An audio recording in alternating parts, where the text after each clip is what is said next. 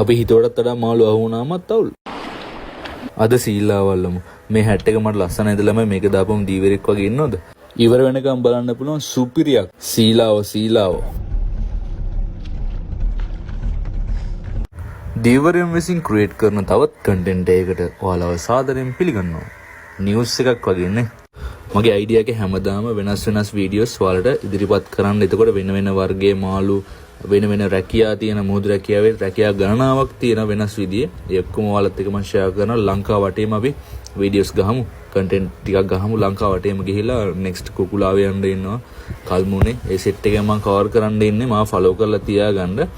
ඉතින් මේ දැල් වලට කියනම සීල දැල්. මේ දැල් වලට අපි රස්සාවට ආවේ පාන්දර 4ට විතර. එතකොට අපි මේ දැල දැන් එලන්ඩ අරගෙන තියෙන. එලන්ඩ ගද්දි කොමත් 4:45 වගේ වුණා. 4:45 වගේ අපි දැන් දැල එන්ජින් එක ස්ටාර්ට් කරගෙන රිවර්ස් එකට, ඒ කියන්නේ එන්ජින් එක ස්ටාර්ට් කරගෙන පිටිපස්සට යන ගමන් තමයි මේ දැල අපි එලාගෙන යන්නේ. එතකොට අපිට මේ දැල එලන්න කොච්චර වෙලාවක් යනවද කියලා ඔයාලට හිතුනොත් මේ දැල එලන්න අපිට විනාඩි 15ක් 20ක් වගේ තමයි යන්නේ. 20කුත් යන්නේ නැහැ. ඉක්මනින් අපිට එල්ව හැකි මේක.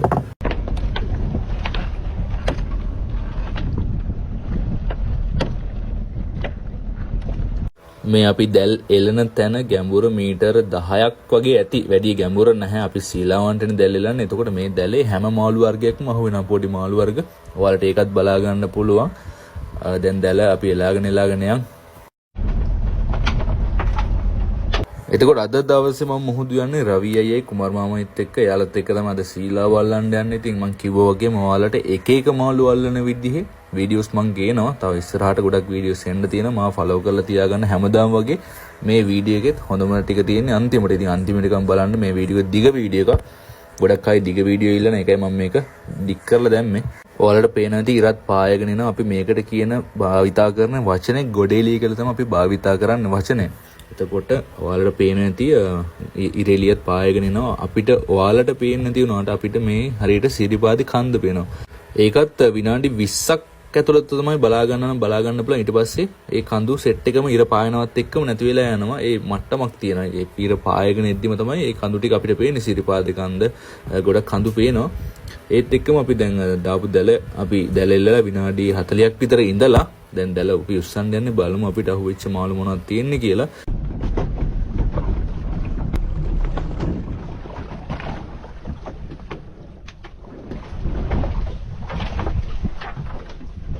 ඔන්න අපේ දැලට අහු වුණ කකුළුවෙක්. ඉතින් මෙයා බිත්තර දාන්න ඉන්න කකුළුවෙක්. ඒ හින්දා මෙයාව ආහාරයටත් ගන්න අපි කොහොමත් මෙයාව අරිනවා. බිත්තර දාන්න ඉන්නවා කියන්නේ අනිවාර්යෙන්ම අපි අරින්න ඕනේ. මෙයාවත් අපි යවමු. අපි බලමු ඉස්සරහට අපිට අහු වෙන මාළු මොනවද කියලා. අපේ ටාගට් එක තමයි සීලාව අල්ලන්න. මං සීලාවෙක් මොකಾದ කියලා පෙන්නන්නම්. දැන් අයියා රවිය බේරන මාළුව ඉන්න මං අතරම අරන් පෙන්නන්නම් සීලාව කියන්නේ මොකಾದ කියලා. අපි සීලාව කියන්නේ මේ මාළුන්ට. එතකොට දකුණේ ඉන්න අපේ අයියලා මල්ලිලා ඉන්නවනම් කමෙන්ට් කරන්න ඔයාලා භාවිතා කරන නම. දකුණේ උතුරේ හැමතැනම එක පැතිවලට අනුව මේ මාළුන්ට කතා කරන නම වෙනස් වෙනවා. අපි කියන්නේ සීලාව කියලා. ඉතින් ඔයාලගේ නමත් කමෙන්ට් කරගෙන යන්න. ඉතින් මේ ඉන්නේ කටුවල්ලෙක්. මෙයාවත් මම ඕල්රෙඩි ඔයාලට වීඩියෝස් වල අල්ලන එක ඊටම් පාව පෙන්නලා තියෙනවා. එතකොට මේ ඉන්නේ හුරුල්ලෙක්. මම කියවනේ දැලට හැමදේම අහු වෙනවා කියලා. හැම මාළු වර්ගයක්ම පොඩි. මේ ඉන්නේ හුරුල්ලා. ඒකත් එක්කම බෝතල් දැල්ලකුත් අහුවන පුංචි බෝතල් දැල්ලෙක්. මෙයාවත් අපි තියාගමු. මතකද මං ඇහුවා ඔයාලගේ මම YouTube පටන් ගත්තොත් ඔයාලා බලනවද කියලා. මේ තමයි මගේ YouTube page එක. මාව subscribe කරලා මට support එකක් දෙන්න. මම YouTube පැත්තට නම් වැඩි වැඩ කැලි දාන්න දන්නේ නැහැ. ඉතින් මං YouTube වලට අලුත්. ඔයාලා support එකක් දෙන්න මට. හොඳ වීඩියෝ ටිකක් දෙන්නම් ඔයාලට. ඒකින් උත් මේ ඉන්නේ මට්ට සාලය. අපි කියන්නේ මට්ට සාලයෝ කියලා. ඔයාලා සාලයෝ කියලා කතා කරන. අපි පොඩ්ඩක් ඉස්සරහට මට්ට කියන කෑල්ල දානවා. ඉතින් මේ ඉන්නේ සුද්දෙක්. මෙයාලා ගොඩක් එක්ස්පෝර්ට් මාකට් එකට බහුලව එක්ස්පෝර්ට් වෙනවා. ඉල්ලුම වැඩි වෙනවා මෙයාලගේ. හිටපු ගමන් අඩු වෙන. හැම තමයි හැම මාළු වර්ගයක්ම එකක් කියලා නෑ ඉතින්. ඉතින් මේ ඉන්නේ තිරලියෙක්. අපි කියන්නේ තිරලි කියලා. ඔයාලගේ පැත්තෙත් කියනම මෙන්ෂන් කරන්න. මෙයාව නම් හැමෝම දන්නවනේ. ඉතින් කුඹලා මාළු කෑවොත් විඳවපන් බලලෝ කියලා එහෙම කියමනක් දමාද්දෝ කේස් එකක් තියෙනවනේ.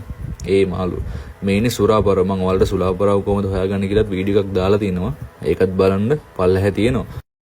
එතකොට අපි මේ මාළු පුළුවන් ටික බේර ගන්නවා. හොඳටම පටල ගත්ත මාළු ටික අපි පැත්තෙන් ඇදලා තියා ගන්නවා. ගොඩ බිමට ගිහිල්ලා ඒක බේරන්න. ගොඩාක් පැටලුණ මාළු ටික අපි එහෙම තමයි කරන්නේ. අපිට ලේසියෙන් බේරන්න පුළුවන් ටික ඒ වෙලෙම බේරලා බෝට්ටුව ඇතුළට දා ගන්න වෙනම. අර ටික වෙනම දැල පිටින්ම ඇදලා වෙනම පැත්තකට කරලා තියෙන ගොඩ බිමට ගිහිල්ලා බේර ගන්න. එහෙම තිබ්බහමත් පොඩි අවුලක් වෙනවා. මොකද මාළු තැලෙන්න බලනවා. දැල් ඒකට උඩින් අපි දැල් දාලා මාළු ඉක්මනින් තැලෙන්න බලපුවාම ඒ මාළු වල පොඩ්ඩක් වටිනාකම අඩු වෙනවා. මොකද වෙලෙන්ද මාළු ගන්න අදිමදි කරනවා. මාළු අර තැලිච්ච ගතිය පොඩ්ඩක් වැඩිනේ. එතකොට යාලා වුණත් මාළු අරන් තව කෙනෙක්ට විකුණන්න ඕනේ. එතකොට මාළු ලස්සනට තිබ්බොත් තමයි යා වුණත් කැමැත්තෙන් මාළු ගන්න. ඒ හින්දා තමයි අපි පුළුවන් ඉක්මනින් මේ දැල් පුළුවන් ටික බේරගෙන පුළුවන් ටික පැත්තෙන් ඇදලා දාලා කොමර ෂේප් එකක් ගහ ගන්න ඕනේ. ඉතින් හැමෝටම වගේ අමාරුයි. මුදු රස්සාව විතරක් නෙමෙයි හැම රස්සාවකම අමාරුයි. හැමදේම සල්ලි හොයන්න අපි හැමෝම මහන්සි වෙන හැමදේම අවුලක් තියෙනවා. මොකක්ම හරි අවුලක් තියෙන හැම රස්සාවකම.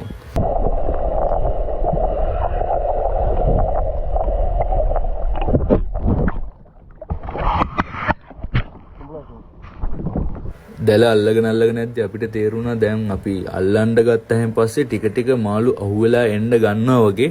ඒ හින්දා අපි මොකද කරේ? අපි මුළු දැලම එකපාරම බෝට්ටුව ඇතුළට ඇදලා දාගන්න යනවා.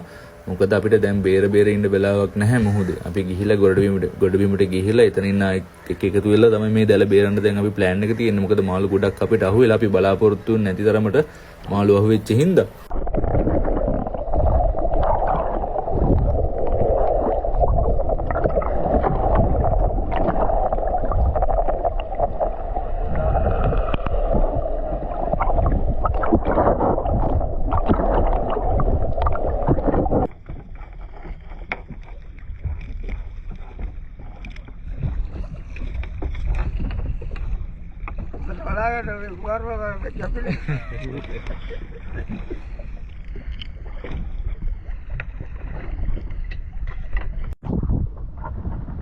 ඉතින් මම ඕන තරම් දැකලා තියෙනවා මීගමුවේ ගොඩක් කට්ටියට මාළු අඳුර ගන්න බෑ. අපි මීගමුවේ ඉපදිලා හැදුණු වැඩුණු අපේ අයියලා මාළිලා නන්දලා මාමලා හැමෝම ඉන්නවා. එතකොට එයාලගෙන් බහුතරයක් මාළු ගන්න ආවම එකම මාළු ලෑල්ලේ අලුත් මාළුත් තියෙනවා පරණ මාළුත් තියෙනවා. නමුත් එයාලට අඳුර ගන්න බැරි ප්‍රශ්නේ තියෙනවා. එතකොට අලුත් මාළු පරණ මාළු අඳුරගන්නේ කොහොමද කියලාත් මම වීඩියෝස් දාලා තිනවා. තව දිගින් දිගට මම වීඩියෝස් දානවා. මාව ෆලෝ කරලා තියාගන්න.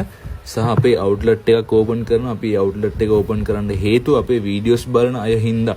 අලුත් මාළු ගන්න දන්නේ නැති ලෙල්ලන් අස්සේ ගිහිල්ලා මාළු ගන්න කොහොමද දන්නේ නැති අය සහ ටයිම් එක නැති අය සමහර අය බිසි ලයිෆ් එකක් ගෙවන කට්ටිය ඉන්නවා. එතකොට එයාලට වගේ තමයි අපි අපේ ෂොප් එක ඕපන් කරන්න යන්නේ ගොඩක්ම. ඉතින් මාළු ගන්න පුළුවන් අය ටයිම් එක තියන අය ලෙල්ලන් වලට ගිහිල්ලා අරගන්න. මාළු ගන්න දන්නේ නැති අලුත් මාළු තෝරන්න දන්නේ නැති ටයිම් එක නැති මාළු කපන්න දන්නේ නැති අය ඉන්නවනම් අපේ ෂොප් එකට එන්න අපි අලුත් මාළු වලට දෙනවා. අපි දවසකට කිලෝ 50ක් වගේ තමයි එතනට ගේන. අපිට කිලෝ 300 ගෙනල්ලා ස්ටොක් කරගෙන විකුණන්න ඕනේ. අපිට ෆ්‍රෙෂ් පිටම තමයි දෙන්න ඕනේ. අපි ස්ටොක් කරගන්න පුළුවන් දවසෙම පුළුවන් ටික ගෙනල්ලා අපේ උකුසු ඇහැට දකින්න හොඳම මාළු කිලෝ 50 තමයි අපේ ෂොප් එකට ගේන්නේ. මාළු ගන්න දන්නේ නැති කට්ටිය බිසි ලයිෆ් එකක් ගෙවන ටයිම් එකේ වැලියු එක දන්න හැමෝම ඉන්නවනම් අපේ ෂොප් එකට ඇවිල්ලා මිලදී ගන්න පුළුවන්. අපි පිළිසිඳුව පිළිවෙලට ක්වොලිටි එකට අපේ වැඩේ ප්ලෑන් කරගෙන යනවා. ඔයාලට මිලදී ගන්න පුළුවන් chance එක තියෙනවා. අපේ අලුත් පරම්පරාව අපේ Gen C set එක මම Gen C තමයි. අපේ Gen C set එක තමයි ගොඩක් මේකට ફોකස් එක දෙන්න ඕනේ. මොකද මාළු ගැන අපෙන් ගත්තේ නැතත් අවුලක් නැහැ. ඔයා මාළු ගන්න ගියාම මේ වීඩියෝස් බලලා ඉගෙනගෙන මාළු ගන්න. ඒකින් ඔයාට ලාභයක් එනවා. අලුත් මාළු තෝරගන්න පුළුවන්. හොඳ දැනුමක් තියෙනවා. රැවටෙන්න ඕනේ නැහැ. නරක වෙච්ච මාළු අරන් ඇවිල්ලා ගෙදරින් අම්මෙන් බැනුම් අහන්න ඕනේ නැහැ. හරි බිසි ලයිෆ් එකක් තියෙන කට්ටිය එන්න අපි ගාවට.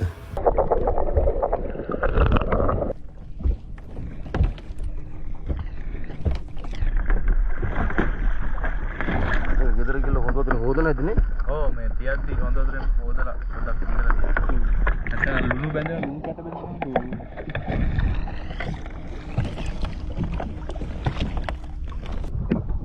රවි අයියා මෝදු රස්සාට ඇවිල්ලා කොච්චරද කල්ද දැන් අවුරුදු කීයෙන්ද ආවේ? අවුරුදු 25ක් විතර. අවුරුදු 25 විතර වට වයස කීයෙන්ද ආවේ? මට ඉස්සරලා මෙතන අවුරුදු 10 12 පැවිදිලා තියෙනවා. බොන්නර බෝට්ටුවක් අරගෙන එන්න පුළුවන් තත්ත්වයට ආවේ අවුරුදු 15 වෙනිදා වගේ.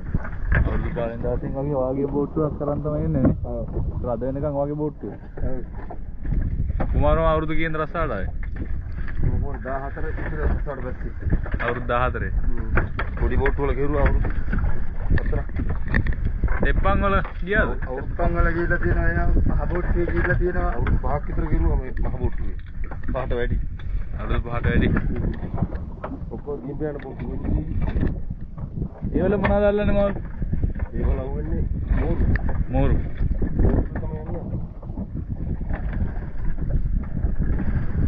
ඉතින් දවස් කියන්නේ මාසයකට වගේ ගිහිල්ලා ඉඳලා අල්ලනවා. මාසයක් දවස් 10ක 15ක් කියන්නේ. මම කියන අවුරුදු 20කට කලින් මම. අවුරුදු 20කට කලින්. හරි. පුතකන්නේ ආරම වෙන අරන් දාගන්න.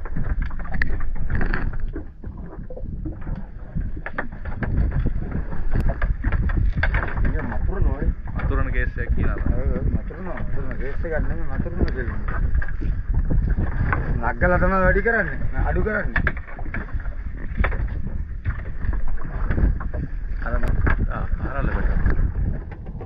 අරල්ලු. අපි කුරල්ලු තමයි.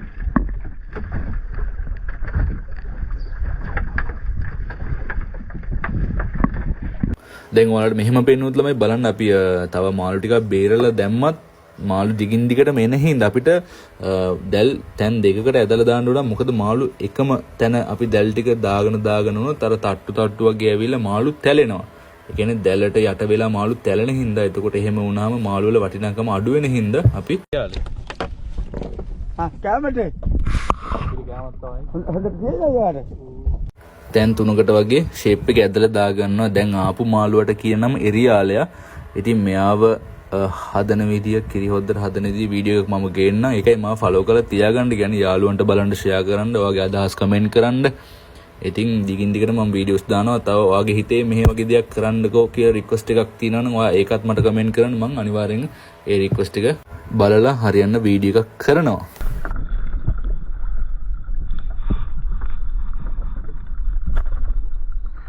මේ පොකුරු එන්නේ මම කිව්ව සීලාව මාළු ඉන්නවා, අඹකාරල්ලෝ ඉන්නවා, කුඹලාව ඉන්නවා, සුද්දෝ ඉන්නවා, හුරුල්ලෝ ඉන්නවා. හැම මාළු වර්ගයක්ම ඉන්නවා. පොඩි මාළු ගොඩාක් ලොකු මාළු අහුවෙන්නේ කිලෝ එකට අඩු සයිස් මාළු තමයි අහුවෙන්නේ. ඉතින් අපි ඒ දැලුත් ගෙනල්ලා තින්නේ ඒ වගේ මාළු අහුවෙන්න තමයි. ඔයාලට පේනවනේ බලන තැන මාළු. දැන් තව දෙයක් කියන්න තියෙනවා. දැන් ඉස්සරහට 5 වෙනි මාසේ කියන්නේ වාරකම් පටන් ගන්න. එතකොට මාළු මිල දැන් තියෙනටත් වඩා වැඩි වෙන ගොඩක් වැඩි වෙනවා. මොකද මාළු මිල වැඩි වෙන්න හේතුව බෝට්ටු මුහුදු යන්නේ ඉල්ලුමට සැපොයිම අඩු වුණාම ඒකේ මිලත් වැඩි වෙනවා. එතකොට දැන් වාරකම් කාලේ පටන් ගන්න යන්නේ. ඉතින් මාළු ගොඩක් ගණන් යනවා. ඒකත් ඔයාලට දැනුවත් කරන්න ඕනේ. ඔන්න ඉතින් ළමයි අලුත් කැප් එකක් හම්බුණා. ඉතින් ඒකත් චිල් එකේ දාගෙන හැට් එකක් නේ. ඔව් ඒකත් චිල් එකේ දාගෙන දැන් ඉන්නක මං ඉන්නේ මේ තියෙන මාළු ටික. මගේ බලාපොරොත්තුව මගේ වීඩියෝස් බලන ඔයාලට හොඳ මාළු ටිකක් දෙන්න, හොඳ අලුත් මාළු කෑල්ලක් කන්න විදියට මට ෂොප් එකක් ඕපන් කරන්න අනිවාර්යෙන් ඕනේ. සහ මාළු ගැන දන්නේ නැති අයට කියලා දීලා ඒ දැනුම දෙන්න ඕනේ කියලා තමයි මගේ බලාපොරොත්තුව. ඉතින් යාළුවන්ට බලන්න, ෂෙයා කරන්න, කමෙන්ට් එකක් දාන්න. හොඳ හෝ නරක. ඉතින් අපි අඩුපාඩු තියෙනවා නම් ඒව දැනගෙන තමයි ඉස්සරහට යන්න ඕනේ. ඉගෙනගෙන තමයි ඉස්සරහට යන්න ඕනේ. අපි දැලත් උස්සලා ඉවරයි. දැන් අපි ගොඩබිමට යන්නේ මේ ටික බේර ගන්නත් ඕනේ හින්දා.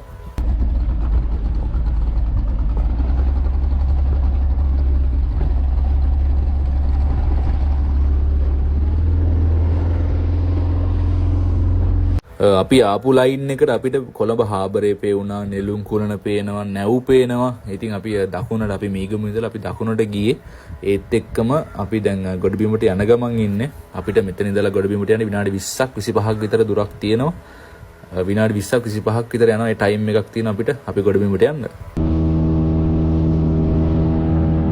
එතකොට ඔයාලා බලන්න ඇති මොකද මේ තනිකරම මුහුද ගඟ වගේ තියෙන කියලා. මේකට අපි භාවිතා කරන වචනේ පුලුක්කම කියලා කියන්නේ. මුහුද පුලුක්කම කියන වචනේ තේරුම තමයි මුහුද සම්පූර්ණම ගඟ වගේ ෆ්ලැට් තියෙන්නේ. නිකන් කලපුවක් වගේ ගඟක් වගේ තමයි මුහුද තියෙන්නේ. ඉතින් හැමදාම මෙහෙම තියෙන්නේ. දැන් ඉස්සරහට වාරකම් කාලෙන් එතකොට බලා ගන්න පුළුවන් මුහුද කොහොමද යක්ෂයා නටන්නේ කියලා.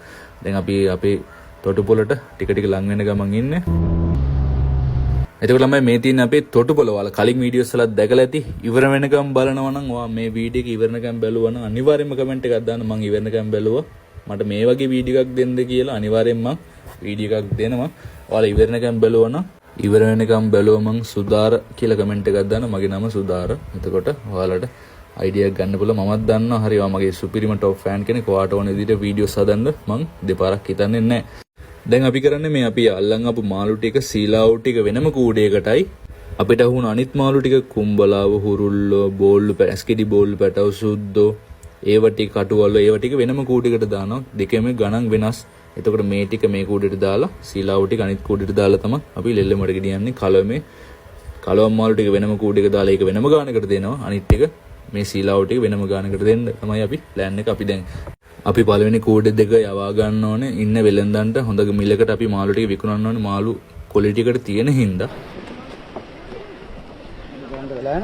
නෑ වැඩේට බැස්සොත් කියන එක මගේ වැඩේ ලස්සනට කරගන්න වෙලාවට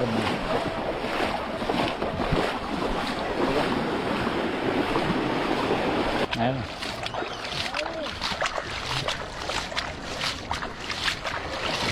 එතකොට මෙතන සීලාව කිලෝ මේ කූඩේට 25ක් 30ක් අතර කිලෝ ගණක් තියෙනවා. කිරි වෙන මං හිතේ මට්ටමට මැනලා වගේ කිව්වේ. අපි දැන් ලෙල්ලමට යන්නේ මාළු ටික අරගෙන මේ යන්නේ අපේ බෝට්ටු මාළු විකුණන තැනට. එතකොට අපි බෝට්ටු වලින් ගිහිල්ලා මාළු වලන බෝට්ටුවේ අයිතිකාරයෝ ඉන්නවනේ. එයාලට තමයි මේ ඒරියා එකේ දීලා තියෙන්නේ. යාළගේ මාළු තමයි මේක ASCII දාලා විකුණන්න ඕනේ. අපේ පෝරතොර ලෙල්ලමේ.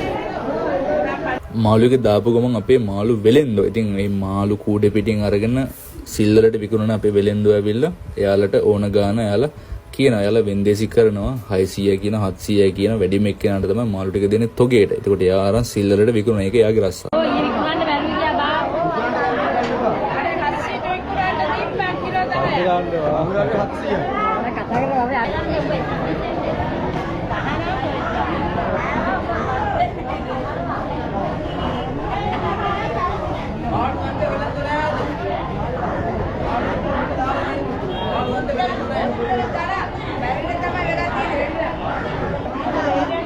එතකොට මේ සීලාව කිලෝ එක රුපියල් 600ටත් දෙනවා 700ටත් දෙනවා 800ටත් දෙනවා. ගාණක් කියන්නේ ඒ ගණන් වල තමයි වැඩි අඩු වෙන්නේ. 500ට දෙන අවස්ථා තියෙනවා. ඉතින් මාළු මිල අඩු වුණාම ඒ රේන්ජ් එකටත් යනවා.